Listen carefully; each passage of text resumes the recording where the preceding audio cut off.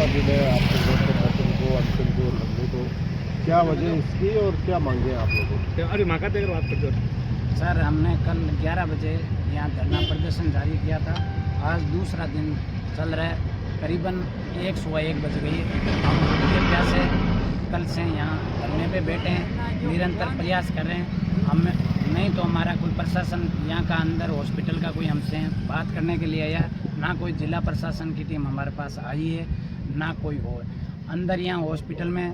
जब मैंने 29 तारीख को यहाँ औपचारिक निरीक्षण किया था तो अंदर के डॉक्टरों ने और बाहर के गुंडों ने हमारे साथ बेतमीजी की, हाथापाई हुई, मेरा मोबाइल फोड़ दिया, हमारे साथ कुछ कहासुनी हुई। और यहाँ के डॉक्टर नहीं तो कभी समय पे आते हैं और ना कोई बात, कभी एक डॉक्टर आता है, कभी 2 डॉक्टर आते हैं। हमारे यहाँ अंदर एक मेडिकल स्टोर है जिसमें 550 दवाई उपलब्ध होनी चाहिए और ना तो यहाँ 350 दवाई उपलब्ध नहीं है।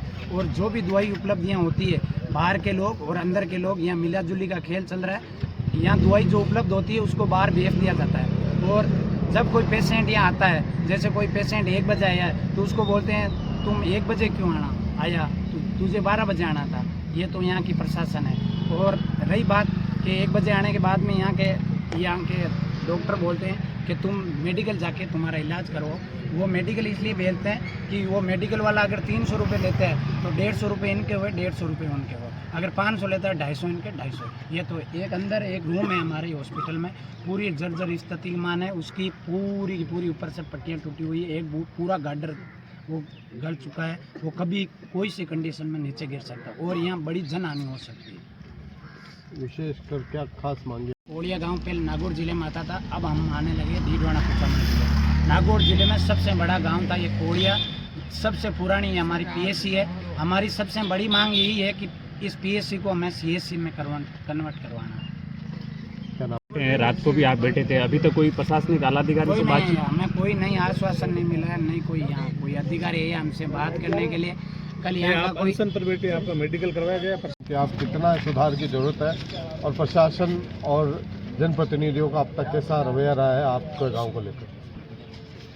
प्रशासन का रवैया अभी तो नकारात्मक लग रहा है। कल से भाई बैठा है धरने पे, तो इसको कोई सहयोग नहीं कर रहे, गाँव वाले तो कर रहे हैं, मगर प्रशासन ने कुछ नहीं किया अभी तक। तो ये प्रशासन की नकारात्मकता है। दूसरी बात ये जो है ना, चिकित्सा विभाग वाले जो कर्मचारी अंदर बैठे रहते हैं, या तो लूडो खेलते रहते दिन भर, या 2 बजे बाद में ताला लगा के चले जाते। न यहाँ कोई कर्मचारी रहता है, न कोई किसी मरीज को देखने को कोई समय नहीं मिलता है। एक रसीद साहब जरूर है, उनको फ़ोन करते तो वो सुविधा जरूर दे देते हैं थोड़ी बहुत, मगर उनके पास तो जितना है उतना ही देते हैं। बाकी तो ये स्टाफ है जो नाकारा सिद्ध हो रहा है, सीधी बात है।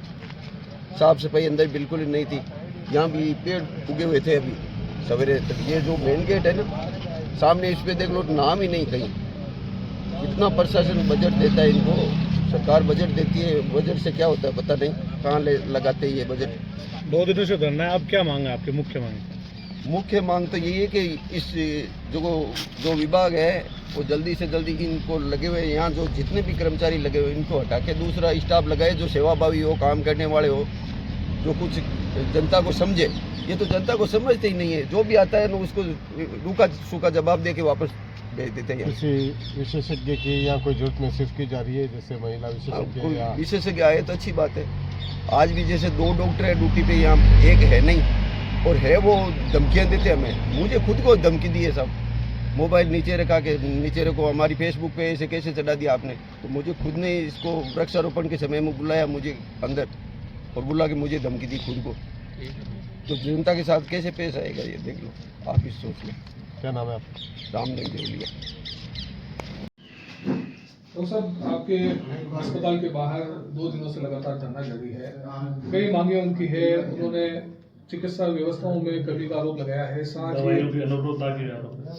दवाइयों की अनुपलब्धता और स्टाफ के द्वारा दुर्व्यवहार का भी आरोप लगाया है। क्या कहना है सर? मैं आपको ये कहना चाहता हूँ कि 29 तारीख को जगमाल देतरवाल व अन्य लोग यहाँ पे आए, आकर के उन्होंने वीडियोग्राफी स्टार्टिंग की और उन्होंने 5-7 लोग आए और वीडियोग्राफी स्टार्टिंग की और स्टाफ को पूछने लगे कि आप सबसे पहले सर जब नर्सिंग स्टाफ वगैरह जो होते हैं वो कुर्सी पर तो बैठे नहीं रहते सर, वो अपना इधर उधर काम करने रहते हैं। तो उनका आरोप ये था कि आप कुर्सी पर नहीं बैठे थे, इधर उधर थे। तो वो अपना काम कर रहे थे सर। उसके बाद उन्होंने ये कहा कि जो स्टाफ अब मौजूद नहीं था सर, उस दिन 29 तारीख को सारा स्टाफ मौजूद था। मैं डॉक्टर विनोद इंचार्ज हूँ PSC कोलेगा सर। मैं उस दिन डॉक्यूमेंट वेरिफिकेशन के लिए जयपुर गया हुआ था, तो मैंने बाकायदा अपनी सील लगा रखी है। बाकी स्टाफ सर वहाँ यहाँ पर सारा मौजूद स्टाफ था। सेकेंड बात सर, उनका ये आरोप है कि जो हॉस्पिटल की जो जर्जर व्यवस्था है उसके बारे में। तो सर हॉस्पिटल की जो जर्जर व्यवस्था है, वहाँ एक हमारे हॉल है, बरसात के आने से पहले 2 पट्टियाँ टूटी हुई थी और वो नो टूट गई है। इसके बारे में मैंने कलेक्टर साहब को भी हमारी मीटिंग के अंदर मैंने उनको बोला है, और बाकायदा मैंने SDM साहब उन सबको मैंने इसके बारे में अवगत कर रखा है। मेरे उच्च अधिकारियों को भी मैंने इसके बारे में बोल रखा है। उसके बाद में उन्होंने ये आरोप लगाया है कि सर कि हम ना मेडिकल स्टोर में है जो बाहर दवाइयाँ बेचते हैं। इस आरोप का मैं पूरी तरह से खंडन करता हूँ सर। ये बिल्कुल ही झूठा आरोप इनके द्वारा लगाए जा रहे हैं। मैंने आज तक ऐसा काम नहीं किया और न ही मेरे स्टाफ ने ऐसा काम किया है सर। उसके बाद में सर इन्होंने ये ऐसा बोल रहे हैं कि हमारे एक जो कंप्यूटर ऑपरेटर है वो उनके गले में हाथ डाला है या फिर ऐसा किया है सर। उसमें हुआ ये था कि सर ये जो लोग आए थे यहाँ पे, ये लेडीज स्टाफ से दुर्व्यवहार कर रहे थे। तो दुर्व्यवहार करने के चक्कर में वो क्या है कि उनसे झड़प वो उनके अंदर बढ़ रहे थे लेडी स्टाफ के अंदर। तो उन्होंने उनका जो शोल्डर पे हाथ रख के ये बोला है कि प्लीज़ आप लेडी स्टाफ से दुर्व्यवहार मत करो, मैं यहाँ खड़ा हूँ, आप आराम से बात कर लो, उनसे आप दुर्व्यवहार मत करिए वरना ये डर जाएगी, समझ जाएगी सर ये। उसके बाद में सर इनका एक आरोप ये है कि एक यहाँ के लोकल है, तो वो आए थे मेडिसिन के लिए, यहाँ दवाई लेने के लिए। तो उस टाइम इनकी वीडियोग्राफी चालू थी।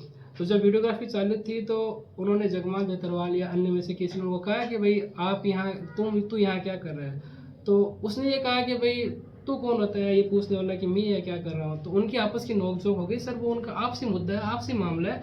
अब ये जगमाल बेतरवाल ये मेरे को ऐसे बोल रहे हैं कि आप उन पे कार्रवाई करो, उन पर आप FIR कराओ, आप उन पे FIR कराओ, तब हम यहाँ से उठेंगे। और वो ऐसे बोले कि आपके 3 स्टाफ हैं, उनको आप APO कराओ, उनकी जगह आप दूसरा नया स्टाफ लेके आओ, तब हम यहाँ से उठेंगे। बाकी सर मैं आपको एक, इन्होंने हमको जो आवेदन की कॉपी दी थी, उस आवेदन की कॉपी मैं आपको दे दूंगा। उनकी जो मेन मांग ये थी कि आप PSC को CSC में कन्वर्ट करो। तो उसके लिए मैंने कलेक्टर साहब को जो एप्लीकेशन दिया उसके अंदर मैंने लिख दिया। अस्पताल में साफ सफाई के बारे में मैंने उसी दिन आदेश निकाल दिया सर, मैं आपको इसकी कॉपी दे दूंगा। अस्पताल की भवन पूरी तरह जर्जर अवस्था में है, इसकी भी कॉपी मैंने कलेक्टर साहब को मैंने भेज दी है। और उन्होंने ये कहा कि ठीक है, उन्होंने ये कहा कि बाकी अस्पताल के लोगों ने है जो स्टाफ ने उनके साथ में अशोभनीय व्यवहार किया सर। मैंने इसके लिए कमेटी बनाई है। और जो हमारे कंप्यूटर ऑपरेटर के बारे में ये बोल रहे हैं कि उन्होंने हमारे साथ दुर्व्यवहार किया है, बाकायदा मैंने उनको नोटिस दिया है। 3 दिन के अंदर मैंने उनसे जवाब मांगा सर उनसे। ठीक है, नाम आपका? मेरा शुभ नाम डॉक्टर विनोद नंगलिया।